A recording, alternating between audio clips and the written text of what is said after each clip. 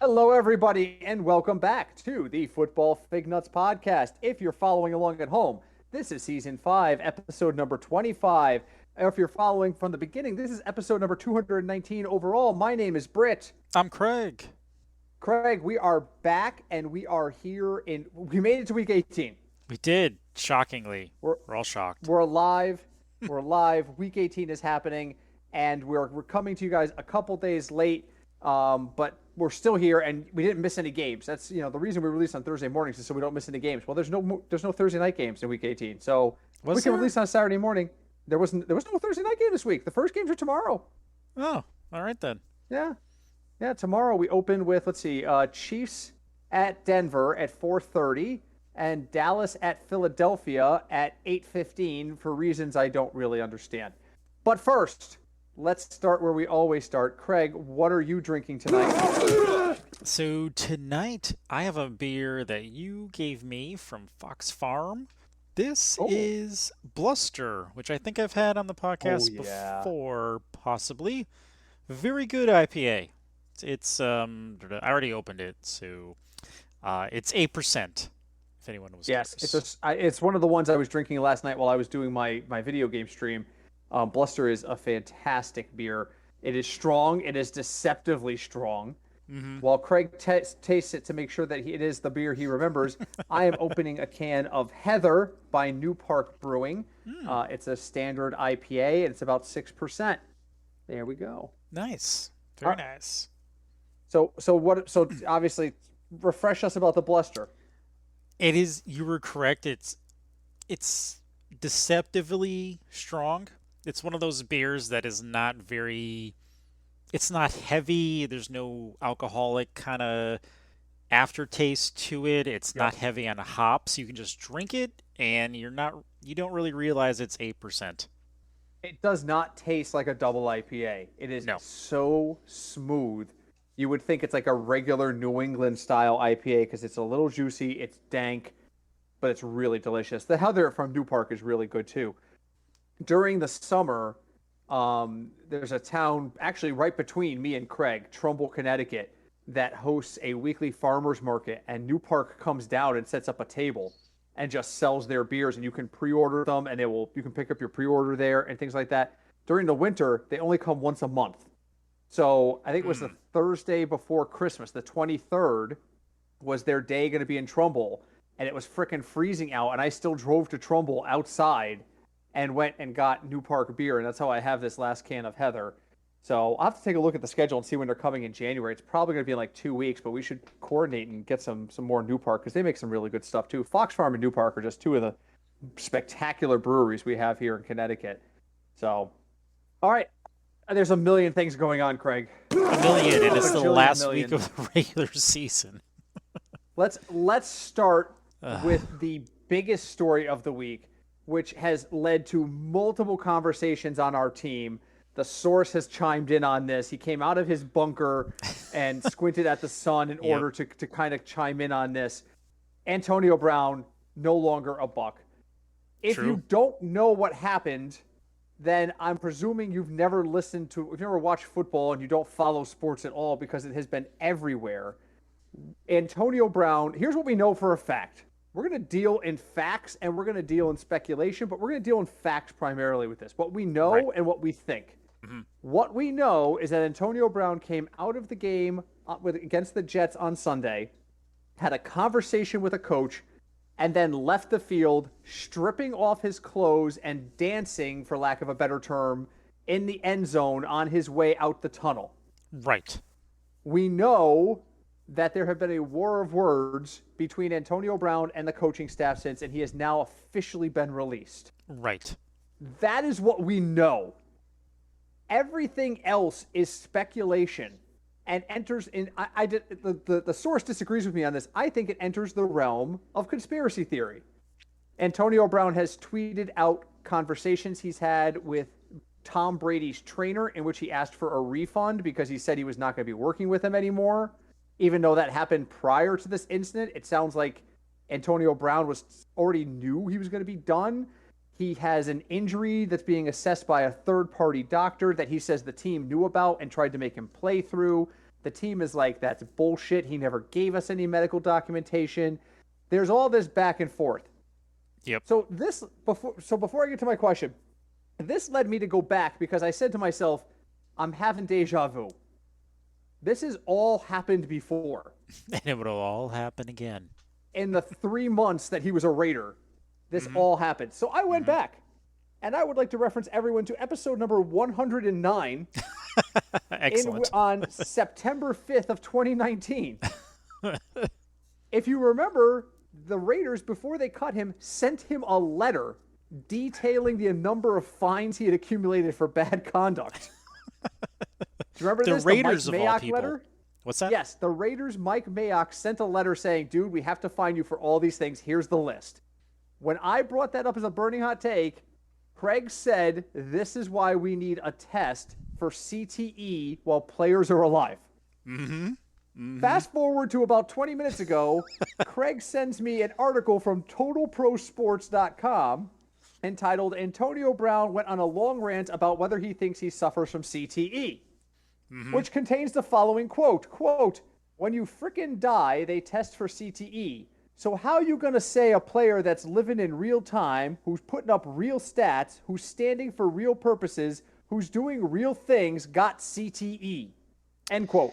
Yeah. Craig, what is wrong with Antonio Brown?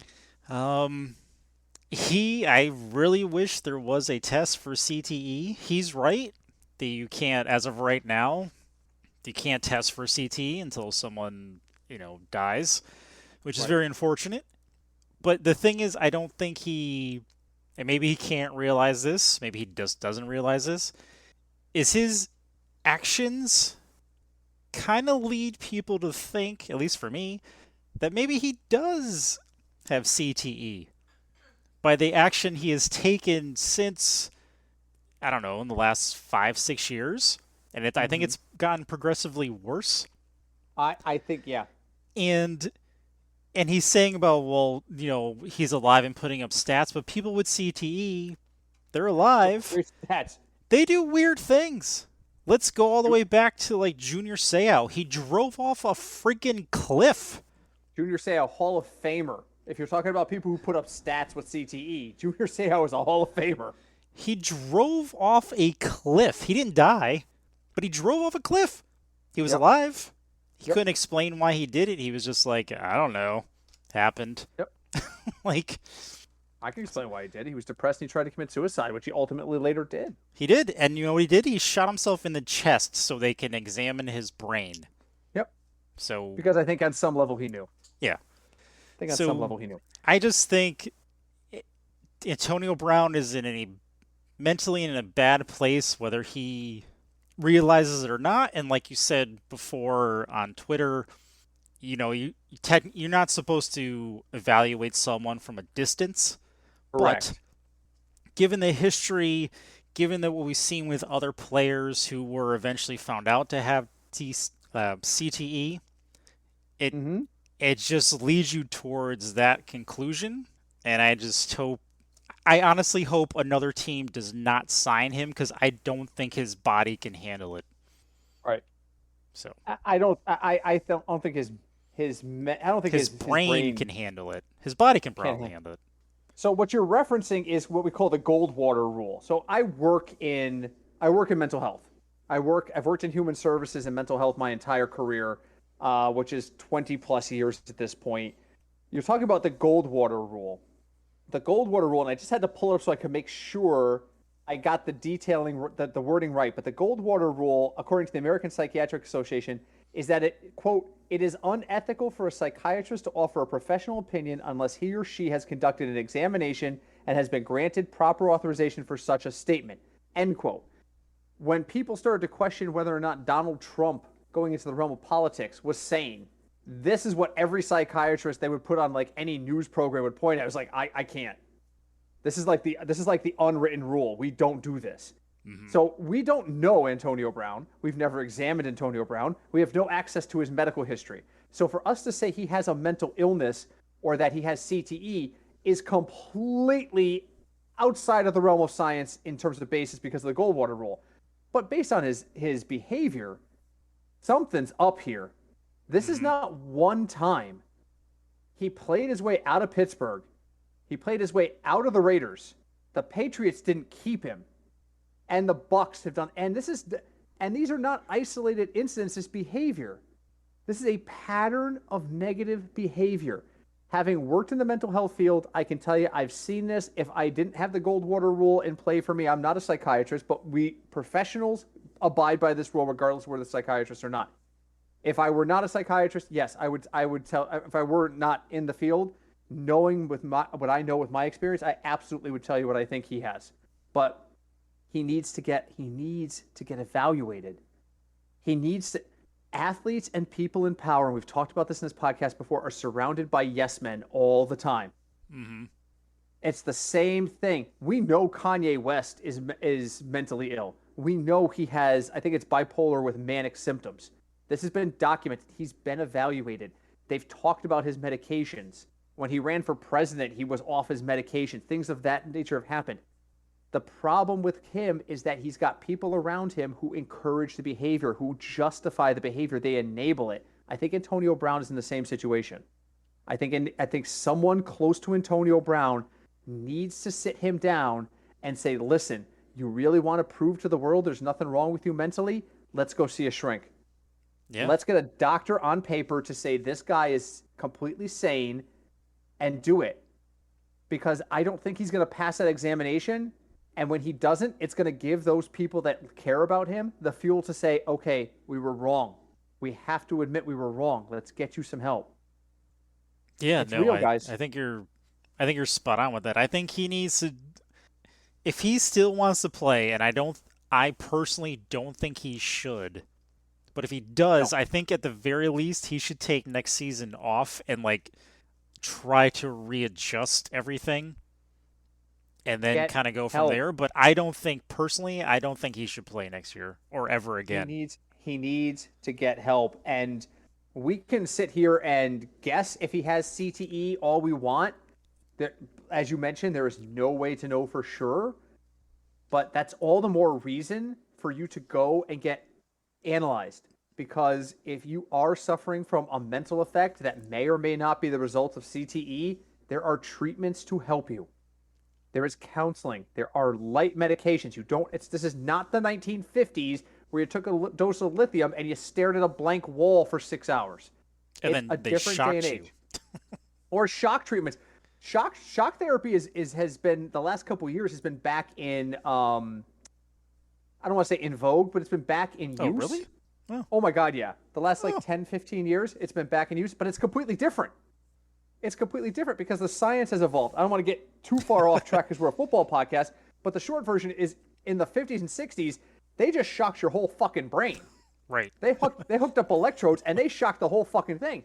Now it's targeted, specific neural networks they're trying to reset. All right. So back in the day when you would have a full grand mal seizure while you sat in a chair strapped down, it's not like that anymore. You have these mini seizures. Some folks who have had it don't even report side effects. But it's not recommended for everybody. Right. I know one doctor locally who I will not say who is a strong proponent of its use, but it takes.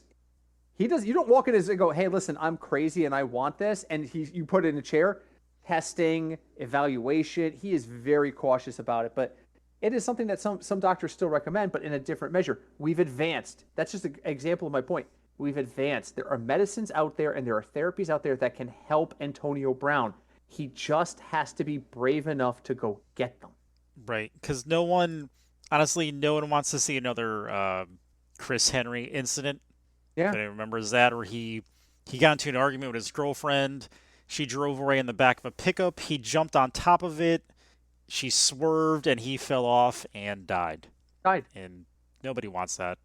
And you know what? Yeah. He had CTE. Yep. So I hope he gets some help. I really do, because I do think he's in a conspiracy theory place that the source can disagree with me all he wants. He put out there... Because he thinks it's about money, which I guess it is. It is about money. It is. But he's putting out these bizarre conspiracy theories. So we haven't talked about this specifically yet. He tweeted the insinuation that Tom Brady and his trainer may have lured him to Tampa to try and make money off of him for the TB12 brand. Mm-hmm. And he asked for some of his money back from the trainer before Christmas. Before all this happened, he pretty much decided he was done with the trainer and I want half my money back. And the trainer said, okay, I'll give you money. But then he tweets this conversation and is like, makes you wonder why they brought me here in the first place. Right. Like insinuating Tom Brady and his trainer. Listen, the TB12 brand does not need your $100,000. True. It doesn't.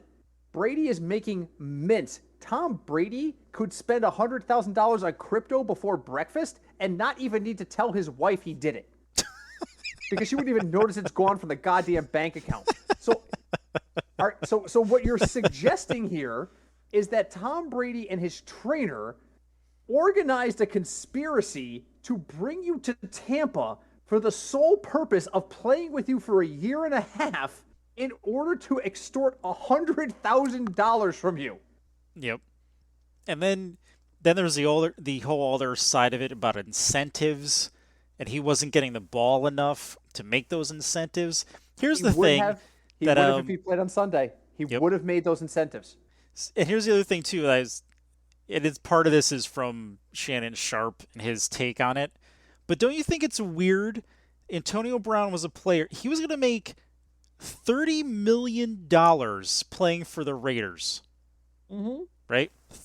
How do you go from a player who has a contract for $30 million to being like, I don't want to do it. I'm just going to play for incentives. Forget it. That's the equivalent if someone offered you a job and said, "Hey, here's the $100,000 a year," and you're like, "Nah, I'm just gonna go work, hourly. See you later." Like that doesn't make sense. Antonio Brown needed 8 more catches this year to get another $333,000. Okay, he needed 8 more. Mm-hmm. He had 3 catches against the Jets. I'm assuming those 3 catches don't count. He did 8 more than that. So he had a game and a half to play, and he did 8 catches. So that's 3 halves. So you're talking about 3 catches, right? Per half. 3 catches in the second half, then maybe 6 next week, and he gets his incentive. Right. So he needs to average 6 catches a game over his last 2. It's totally possible. Well, I'm going to tell you what his numbers were. He had 10 catches against the Panthers the week before, 9 the week before that, 7 the week before that, 7 the week before that. All right. If he just finishes out against, and again, maybe his foot was hurt. Maybe that's true. But really, this is where we're going to go with this?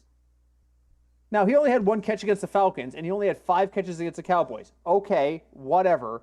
But against the Falcons? Wow, they're bad. Yeah, 1 catch for 17. Huh, that's not good. They probably ran the ball because they didn't need to throw. That's true. And I think that's a game where he supposedly injured himself, which is the other part of this. You injured yourself, and they supposedly knew about it since, forever, and yet you've still caught at least 7 passes a game for 4 straight weeks. Right. It's a little weird. It's a little weird. It is. It's more than a little weird. It's very weird. It's very weird. Antonio Brown needs to get help. He needs to get help. And if I'm wrong, there's only one way to prove me wrong. Not that he listens to our podcast or gives 2 shits about what I say, even if he did. True. There's one way to prove me wrong. And that's to go get evaluated and be told I'm fine. Exactly. And I don't think by a non-NFL doctor. Actually, I would prefer an NFL doctor at this point because I think this is beyond the point of I would rather the NFL appoint a doctor than him because I think he's going to go find a crackpot. That's true. That's true. He could go find Dr. Nick somewhere in a mall. Yeah, remember that doctor that the previous American administration had put out that was like talked about the vaccine, and she was like, "Yeah, but we also have alien DNA." What?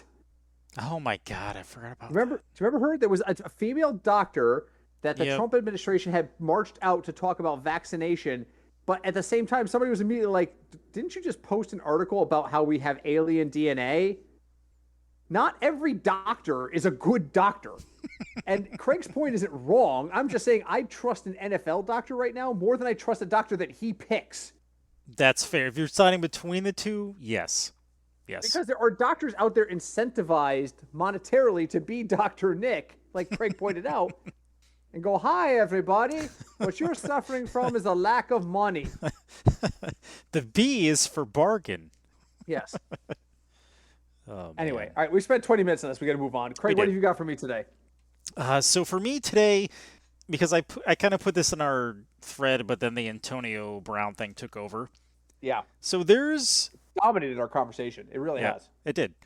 So there's a couple teams for next year who are probably going to need a quarterback, and there's probably going to be quarterbacks that are going to move around. Oh And I'm yeah. wondering who do you think is going to move? So you have teams like Seattle, the Giants. No one knows what Aaron Rodgers in Green Bay is doing. Hmm. What is Deshaun Watson doing? Like, is there any one or two quarterbacks you think that are going to find a new home? I think several teams will be moving quarterbacks. So right now, I just pulled up the schedule for this weekend, so I can just look. I'm going to go team by team. Okay. Kansas City, no. Denver, maybe. Maybe. Denver might be. I'm gonna say yes for Denver. Dallas, no. Philly, no. Cincy, no. Cleveland, I disagree. I know a lot of people think that Baker's done there. I'm not sure he's not. He is, but we'll put him on the list for now.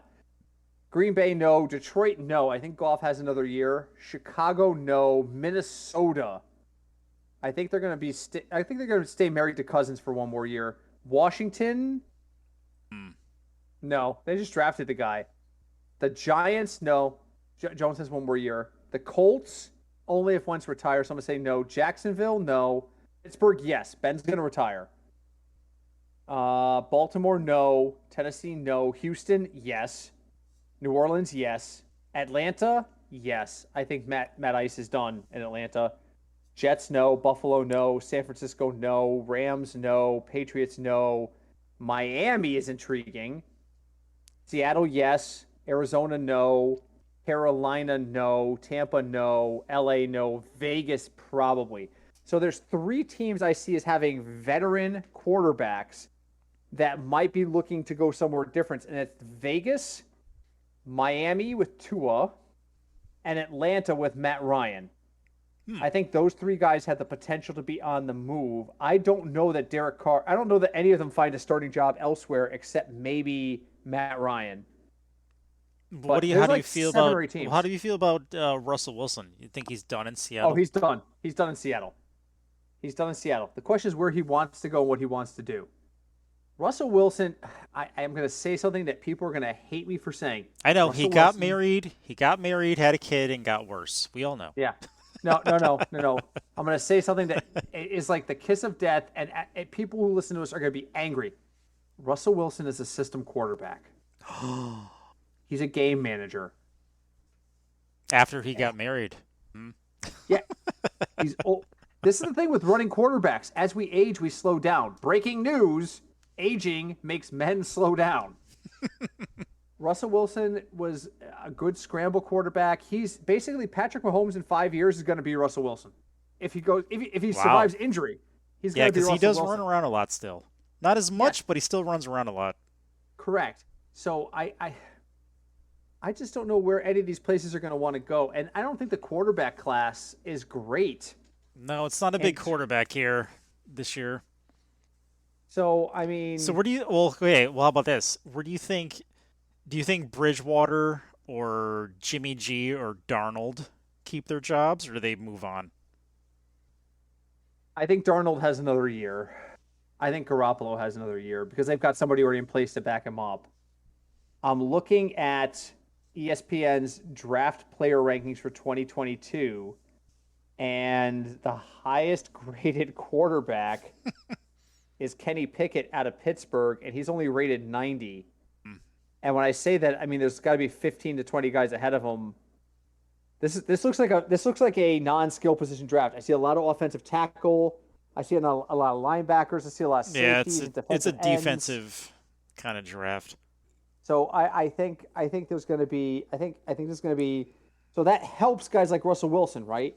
If a team feels like they need a quarterback of the future, but they don't have him now, they're not going to find him this year. Colts, you bring a guy in for a year or two because that's the Yeah. formula, right? Let's not forget that's exactly what the Chiefs did. The Chiefs brought in Alex Smith.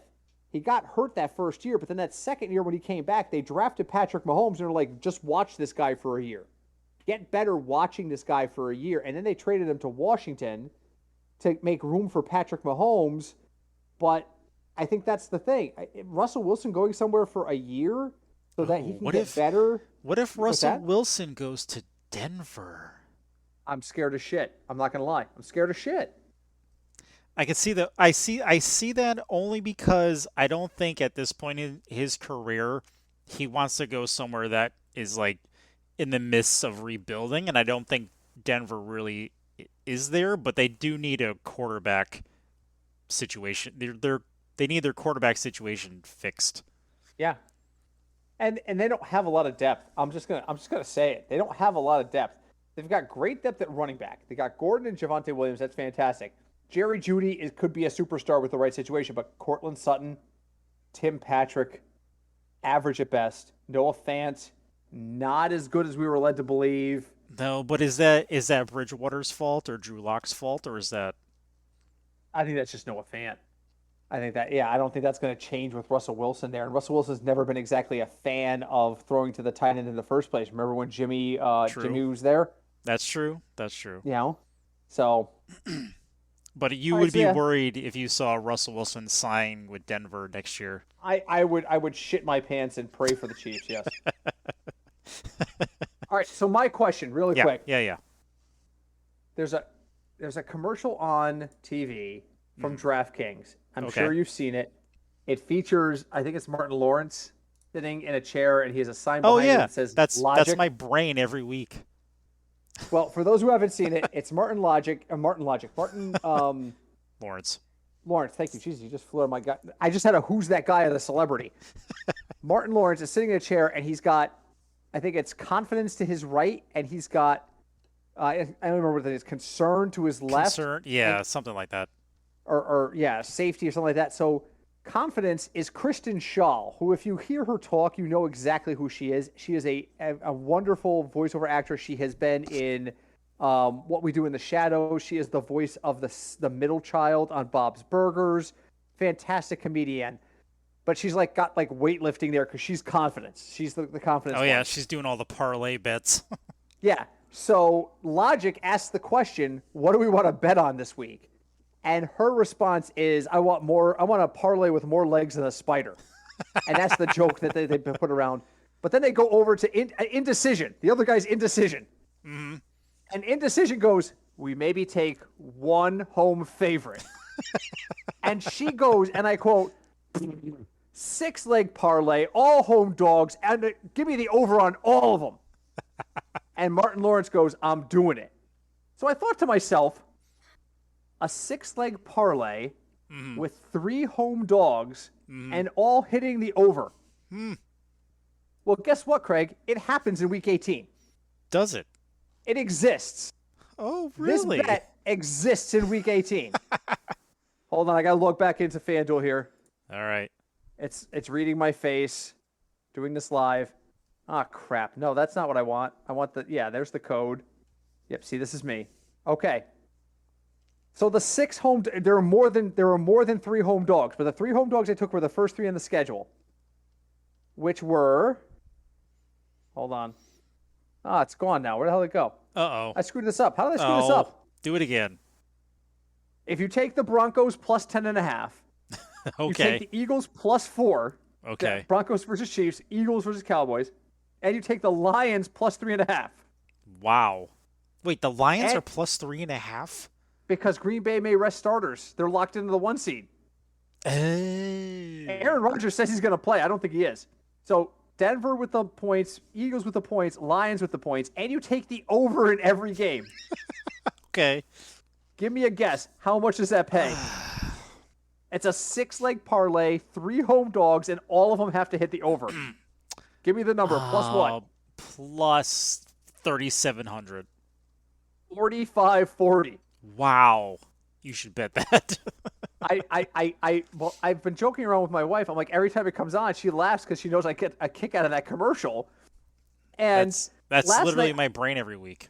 Last night I said I said to her, I wonder what would happen if you actually did what she said. You took a six-legged parlay, all overs, and 3 home dogs. And so today I found out it's plus 45.40. So I told my wife this, and her response was, "You're not actually going to bet money on that, are you?" You're damn right. Nope, I am not betting the 6-leg parlay where the Broncos, Eagles, and Lions all cover and go to the over. Not doing it. But I wanted to point that out as my second question because I just thought that was funny. So I mean, there's other games I would take on that, probably. there's other home dogs. Let's see who else is a home dog. I'm going to turn all this off before I accidentally bet on something I don't want to bet on. Dolphins versus Patriots. Hold on. My phone is being weird. All right, there we go. All right, so we said it's Eagles. The Vikings are favored. The Jaguars are plus 15.5 against the Colts at home. All right. The Texans are plus 10 at home against the Titans. The Giants are plus 7 against Washington. The Dolphins are plus 6 against the Pats. The Falcons are plus 3.5 against the Saints. The Raiders have to be plus. The Raiders are plus 3. Ooh, I would take that. Yeah, see that, and that's going to segue into our next segment, which is our bets of the week. My intriguing bet of the week is Chargers at Raiders. I'm going to take Raiders plus 3 in the over. I'm going to parlay it, and I'm going to sleep like a baby.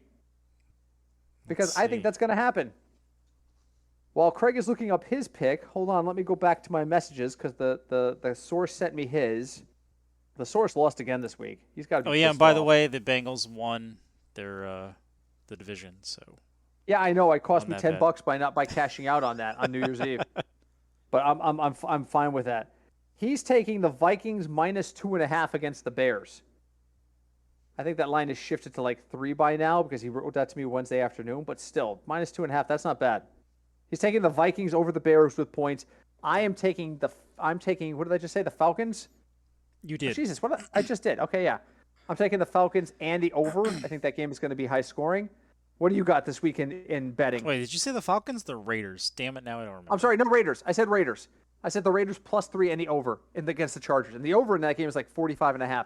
By the way, no over-unders of 50 or more this week, so that's why we can talk about this without worrying about America's favorite game. So, sorry, we haven't had America's favorite game in like 3 weeks, but the over-unders have been very rapidly trending down. I know.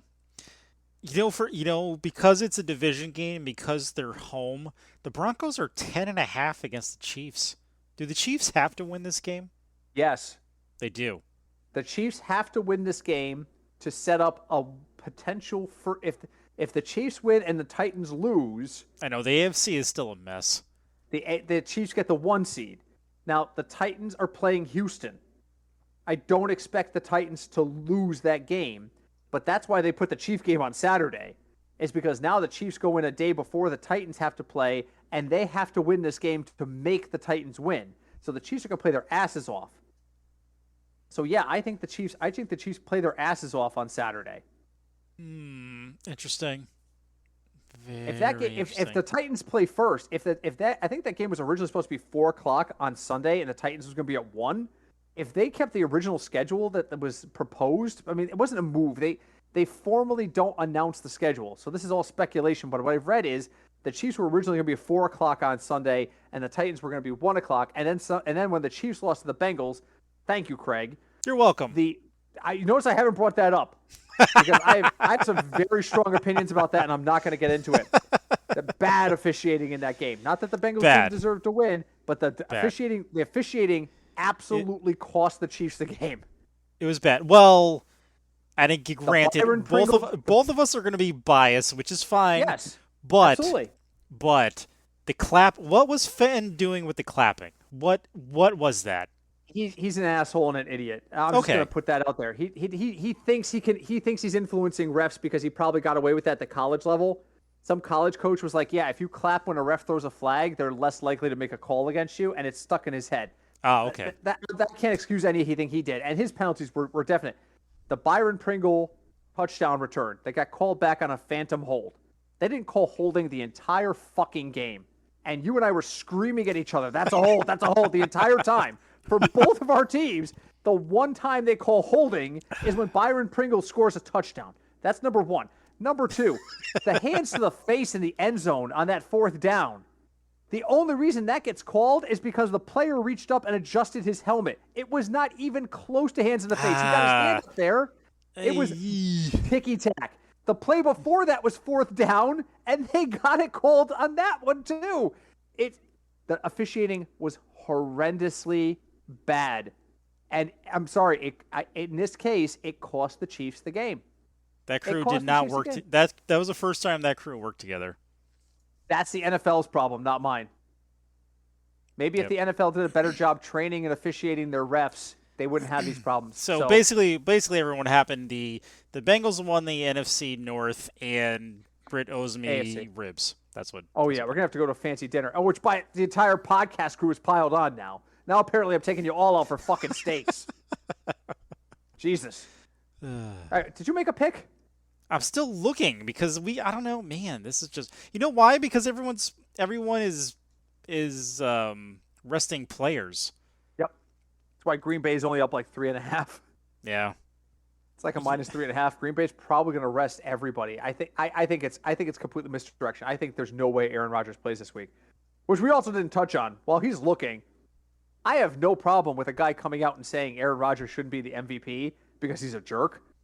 And the reason I have no problem with it is because Aaron Rodgers immediately responded to it by being a jerk. So he basically went on a podcast and was like, "Yeah, that guy's a bum. He called me a bum. Well, he's a bum too." Really?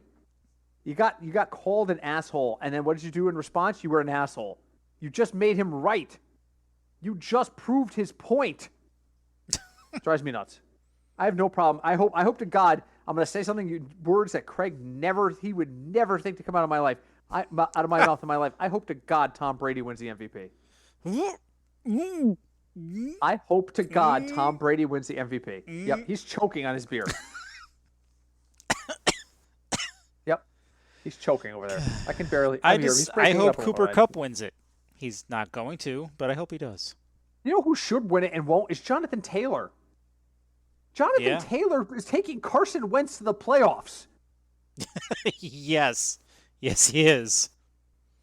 Someone should just stand up in a meeting, look at the other 49 voters, and went, Carson Wentz is going to the playoffs because of Jonathan Taylor, and then put his hands out like, there it is, folks. I'm done. Really? Right, so me looking at everything, and I think that what I'm gravitating towards is the Seahawks Cardinals. I think I would take the under, and I kind of like the Buccaneers giving Carolina, 8 points, 7.5 points. Bucs have nothing to play for, I don't think. So. And it's an intriguing matchup, and by the way, it's the national matchup because we found out Jim Nance was supposed to call that game, and now he can't. Oh, that's right. That's right. Bizarre stuff going on there too. All right, let's get to the metric because we're actually almost out of time, believe it or not. So week 18 is going to be a shit show. My first piece of advice before I even start telling you who we've looked at for potential value is be very cautious this week. Players are going to be rested. Players who start this week are not going to play the whole game in a lot of situations. True. You've got to be aware of what's going on. To that end, the metric likes Case Keenum at quarterback. Because I don't know. Baker must not be playing this week. I don't even care. He's not. He's out. I don't pay attention. Out for but the Cleveland season. and Cincy have nothing to play for, in my opinion. So I'm looking past him. I'm going to look at Jared Goff because Jared Goff is literally playing for his job right now. They brought him to Detroit because they wanted him to make an instant impact. He's only 5,400. He needs to get to 16 points. And I think he can get to like 20. So I'm going to use Jared Goff in a lot of situations this week. What do you like at quarterback, Craig? So this week, I do kind of like Tyler Huntley. He really should be starting somewhere. He's been very impressive the last couple weeks. Solid. Because he's only 5,700. Mm-hmm. So that is super cheap. Tyler Henneke. I never pronounce his name right. He's playing the Giants, and he's 5,400. Yeah. So for me, for quarterback this week, I'm going cheap. I even like Davis Mills against Tennessee at 5,300 because I do like Brandon Cooks. So if you're gonna go, if you want to go chalk, the absolute easy pick here is Justin Herbert. He's 7,100, and they have to win, right? But they have to win, and that is the last game of the week. and it is win and in for the Chargers in Vegas. Whoever wins that game is going to the playoffs. Oh, that's right. If someone else loses, if that game ends in a tie, they both go to the playoffs. I have no idea. I It's haven't some looked at the weird scenarios thing. last year, so. But that's a win and in game. So I think Herbert is going to go out there and try that game. I think I talked about it already. I think it's going to be close. I don't know that Vegas is going to win it, but I'll take Vegas and the over because I think it's going to be a shootout. So Herbert at 7,100, he could easily have 21 points and get to value, but he's expensive, so you got to be careful. Running back.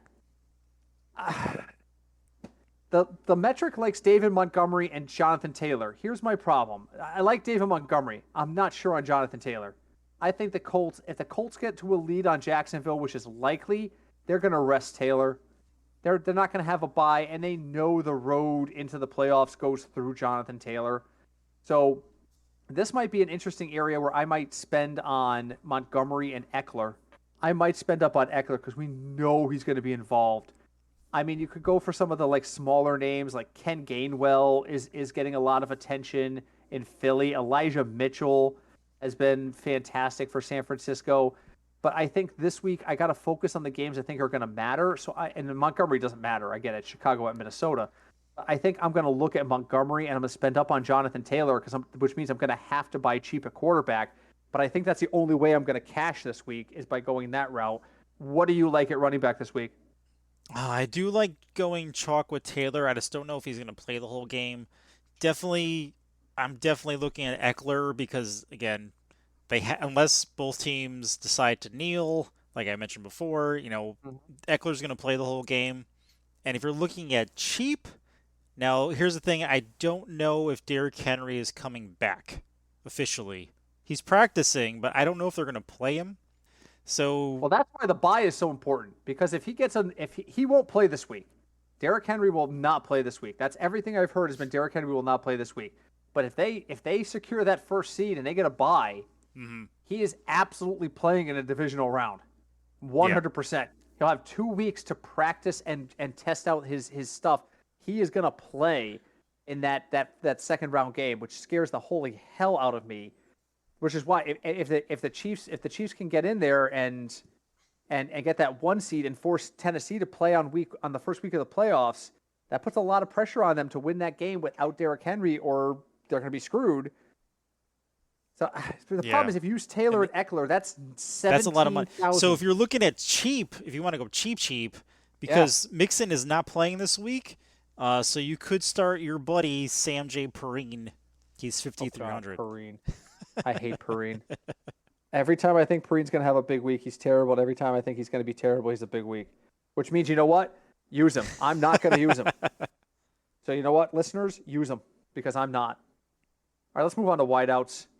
Wideouts, I'm just going to go middle of the road guys this week. I like Chase Claypool. He's only 5,100. Zay Jones has the potential to have a big week. And here's the thing. He's only 4,500, which is why I like him. Just looking down the list here, and you mentioned Brandon Cooks. Brandon Cooks isn't crazy. If Houston's going to beat Tennessee, it's going to be through the air. Would Mills plus Cooks allow us? That's 6,300. Yeah, but it's still middle, and Mills is what did I say? 53, 57. Yeah, so that's 11,000 there. You would only have $2,000 to $20,000 to finish out your lineup, or less than $20,000 to finish out your lineup. It'd be very tight, but it could be doable. So I'm gonna say I'm gonna definitely use Chase Claypool in a couple areas. I'm definitely gonna use Brandon Cooks in a couple areas. I'm also looking at Jacoby Myers because he's only 5,200, and there is a very short possibility that the Patriots can make the 1 seed, so they may play hard this game. And then, of course, if you just want to throw your money away, there's always Darnell Mooney at 5,900. So, you know who's interesting? Have you seen the 15th line? I don't know. Uh-oh. $3,900 is Byron Pringle. Byron Pringle catches a touchdown. He gets value. That's true. $3,900. I got to think about it. So, all right, who do you like at wideout? Like I mentioned before, I do like Brandon Cooks. He's had a very good past couple weeks. I do like Amon-Ra St. Brown. He's actually, the last couple of weeks, he has been the receiver that I thought he was going to be at the beginning of the season. and he is 6,800 though. 68. Yeah, 6,800. He's actually more than Brandon Cooks. Huh. But you know what? If I'm sitting here saying I think that Denver is going to have to throw the ball to win Hmm. again, I'm sorry, Detroit, not Denver. If Detroit's going to have to throw the ball to win against Green Bay, and I'm going to use Jared Goff, I got to use Amon St. Brown. That's true. I gotta make that stack and use that, and then like Chase Claypool, and then somebody super cheap like Byron Pringle. Yeah, or maybe even Pittman Jr. playing Jacksonville. He's 5,900. That's gonna be too expensive for what I'm thinking to do. Way too expensive. But I see, I hear you. How crazy is Uh-oh. how crazy is the mega stack of going with Mills, Yeah. Cooks, and Nico Collins? Oh, remember Nico Collins? I got him slated for only 8 points, which puts him at only like 2x, but Still, it's he's possible. you can load up in running back if you do that, probably. Yeah, yeah, I could. Hmm. Tight ends, I don't want any tight ends. I'm probably gonna honestly, I'm probably just gonna use Cole Kmet at 3,400. Just be done with it. Go ahead. That's all I got. Yeah, no, Cole Kmet, and then I guess if you want to spend up, you can look at Higbee, but for some reason, the Rams, even with Stafford and Cup, the Rams have issues with San Francisco.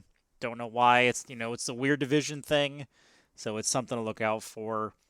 And If I'm then, gonna spend up this week, it's gonna be Zach Ertz. and really, if you want to go a little cheaper, Mo Alley Cox is playing Jacksonville. He's only Oh, sweet 3,000. Jesus. He has to catch a touchdown, pretty much. Right? Yeah, Yeah. yeah. If I'm gonna spend up this week, I'm gonna spend up on Zach Ertz. He's 5,300. Arizona, I think, can still jockey for position here, so that would be where I would go with that. Defenses, they're all gonna be See how middle of much the road money at you this have point. left. That's really what it is. The metric is saying go ahead and use Miami or Denver. I mean, My Listen, Denver's defense cost me money. God damn it. But they're yeah, playing at home. That's the only upside. I think honestly, I like Arizona this week at 2,700. I really do. They're Playing they're Seattle. they're Yeah. yeah, they're middle of the road. I mean, like Washington is priced up, Tennessee is priced up, Kansas I mean, City is maybe the over three thousand Vikings versus dollars. Chicago, but they're That's a 2,900. possibility too. That's yeah. I'm not going to spend. Let's put it this way: I am not spending more than $3,000 on a defense this week. And someone needs to explain to me why the Tampa Bay Buccaneer defense is $4,000. Who are they playing? They're playing Carolina. I know Carolina's bad. There is no chance in hell I use the Tampa Bay defense at $4,000. There's Oh, like no. 20 Absolutely defenses not. better than that for the price point. If that's only 3,000, we're talking at $4,000. Not a chance in hell would I touch that. Steelers at Baltimore. Steelers are only 3,000. I take that. Lions at Green Bay. Lions are only 2,400, and Green Bay may rest its starters. You're telling me I can save $1,600 over Tampa? I'm probably gonna get the same score. More than likely. So believe it or not, Craig, we are out of time. Sad. It is. It's always sad when we reach this point in the Sadness. day. Craig, what is your final thought for the week? My final thought is, like what Britt mentioned before, definitely pay attention to what you're betting on this week because it's the last week of the season. It's weirder than the first week Yeah. because people aren't going to play full games, so definitely pay attention to who you're using and what you're betting on. It's less predictable than any other week of the season, and we say that knowing that week one is usually a shit show. Right. So, my final thought is just, we teased it last week. We didn't really talk about it in this episode, but we did have our Super Bowl in our home league, and it was Craig and I. And Craig had a fantastic team. His best player on the team was traded to him by me earlier in the year, a Cooper Kupp. He was. I got duped into a trade. Craig drugged me and got me to sign off on that paperwork. Actually, You got no fan out of it. I got Noah Fant out of it. I was like, Cooper Kupp is not going to be able to keep up this pace. It was like week 3. I'm like, Cooper Kupp is not keeping up this pace. I'm going to trade him high. And of course, obviously it didn't work, but I did end up winning the game. I just wanted to use my final thought to congratulate Craig on a fantastic season. He did fantasy wise, this podcast had a really, really solid year. We made it to the conference semifinals in Scott Fishbowl. We did really well in the ACI alumni draft. Actually, we were one of only was 12 playoff teams in a 36 team league in the ACI. We did lose in the first round to, if you listen to the Guru, you know a guy who calls in all the time, Bobby Cables. He's a military guy. His team came on very late, and our team started off hot and got quiet.